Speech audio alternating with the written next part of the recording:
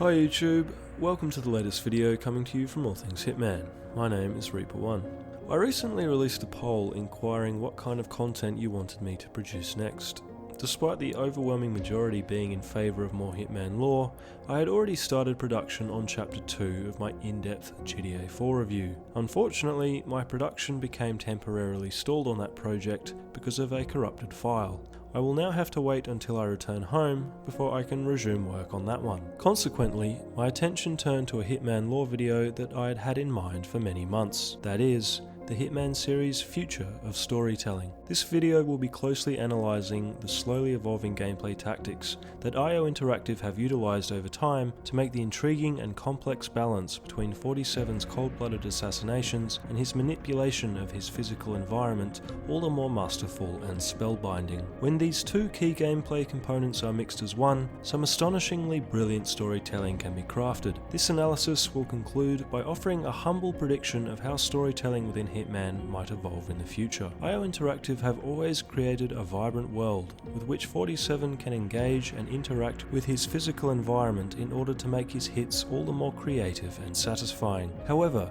no matter how he manipulated the world around him, it was ultimately always his hand that did the killing. It was not until Hitman Blood Money where the concept of Agent 47 setting up a chain reaction, so to speak, or a more complex system of cause and effect, that would enable him to not only use his physical environment to kill a target unnoticed, but he would not even have to be the one to trigger it. Players experienced this new proxy kill phenomenon during its infancy in Curtains Down. All 47 had to do was perform a simple switcheroo, swapping a World War I era prop gun being used in an opera production with a real one. The target's co-star, being none the wiser, picks up the real pistol and coolly eliminates 47's target for him during a stage rehearsal. This form of innovative proxy assassination was next level. It eclipsed 47's more traditional methods such as fiberwire asphyxiation and demonstrated that he was becoming a much more proficient killer. As the series progressed, IO continued to experiment with this third-party mode of assassination.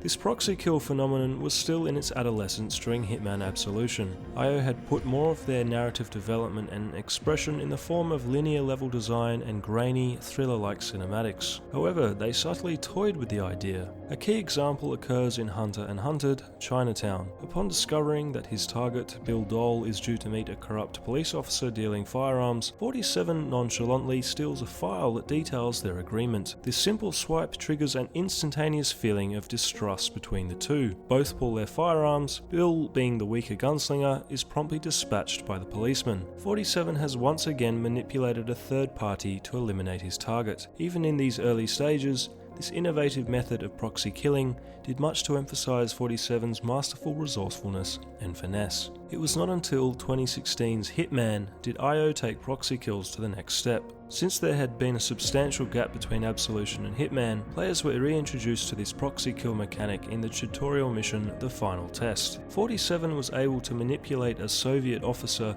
to electrocute his target Jasper Knight by sabotaging both the slide projector and the fuse box powering it. Later, they would improve this same mechanic exponentially by interweaving it with complex storytelling. The fourth Hitman mission, Club 27, provides 47 with the groundbreaking opportunity to manipulate one of his targets to murder the other for him. This was the first time IO directly interwove a third-party proxy assassination in line with the mission narrative. Each Hitman target had an impassioned backstory that provided each mission with a rich subplot to the overarching story. Jordan Cross, a wayward and spoiled wannabe rock star, is laying low recording a new album in a ritzy Bangkok hotel to escape the scrutiny surrounding the recent and unconvincing high-rise balcony suicide of his late girlfriend. Jordan's billionaire father, Thomas Cross, sends his best lawyer, Ken Morgan, to Bangkok to monitor Jordan. Morgan plans to reveal his presence when the time is right to advise him. The Cross father and son have a volatile relationship, meaning Jordan does not respond well to any sign of his father's interference in his affairs, particularly if Ken Morgan Morgan is involved. 47 can feverishly pull a number of strings to manipulate Jordan and Ken into meeting prematurely. Jordan becomes irate at Morgan's presence without his direct knowledge. He then insists that they confer in private. 47 can covertly survey their meeting from a safe distance. Their attempts at civil conversation quickly escalate to the point that Jordan snaps, grabbing Morgan and violently hurling him out of the two-story hotel window. In awe at what he has just done, Jordan instinctively phones his father to bail him out of cold-blooded murder, evidently for the second time. This was a revolutionary moment in the history of Hitman. Never before had players not only manipulated one target to kill another, but also revealed a definitive plot point in the process. Not only did 47 have someone else do his dirty work for him, he also affirmed Jordan's guilt and the very justification for his own assassination. This is very clever and player-inclusive storytelling. 2018's Hitman 2 allowed IO Interactive to take the experimentation of this particular proxy kill narrative device to another league entirely. Hitman's infallible gameplay formula has always been to grant the player an open-ended sandbox hunting experience. The Hitman gameplay equation in its most simplistic form is cat chases mouse, but the infinitely appealing spin to this equation are the almost countless extensions the player can add to it in the form of strategic routes and methods to kill their prey. The extensiveness of these most recent open world maps featured in Hitman and Hitman 2 incite more replayability and experimentation from players than ever before, resulting in the Hitman gameplay equation becoming much more adaptable and fun to strategize with. To implement a coherent subplot into all of these multi-layered missions, the writers had to factor in all narrative eventualities, based on the many choices and consequences the player has at their disposal. The introduction of mission stories offered inexperienced players straightforward guides on how to execute the many assassination choices made available to them. But what if IO were to add a whole mission story that has just as many layers to it as the microcosm in which it occurred in? It would not just be incredibly brave, it would also define a pioneering moment in the history of storytelling within Hitman. Throwing in a proxy kill would make it all the more momentous. And that is just what IO did. Most mission stories to feature in Hitman and Hitman 2 have provided the player with one, or perhaps two or three at most, methods of completing them. The Cashmeran mission story from Hitman 2's Chasing a Ghost enables players to orchestrate an up-and-coming fellow Hitman, known as the Cashmeran, to eliminate two of their three targets within the Mumbai underworld. But it does not just stop there at a two-pronged storyline. It actually offers a string of multiple pathways or wormholes that the player can take in order to complete these two proxy assassinations. For example, 47 can watch the Cashmeran kill both targets in the skies at close quarters, safely from a distance, or even kill them as the Cashmeran himself, all by making subtle choices to put a slightly different spin on the same event. The mission story concludes by 47 either tailing the Cashmeran to his final target or reaching him as the Cashmeran himself. I cannot articulate just how impressive this level of immersive multi-layered player-directed storytelling is, especially when the option to initiate sophisticated proxy kills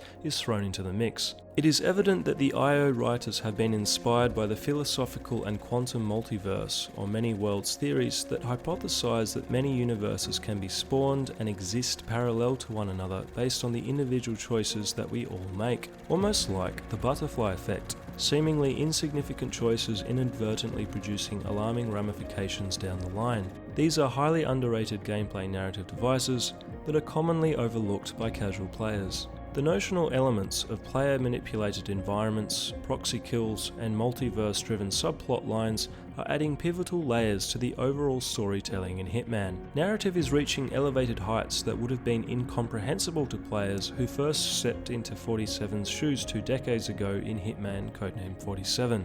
Notwithstanding the addition of new NPC artificial intelligence tracking player pinpointed movement within maps, such as when the constant tails behind 47 when he enters certain zones in Hitman 2's Isle of Scale to trigger key dialogue. It will certainly be interesting to see how IO concocts and advances these storytelling tools in Hitman 3 and beyond. Just imagine what might be possible based on what we have witnessed in the last 2 entries alone. Well, that about does it for this video. Please leave a like and a comment if you enjoyed it. Be sure to subscribe if you are new.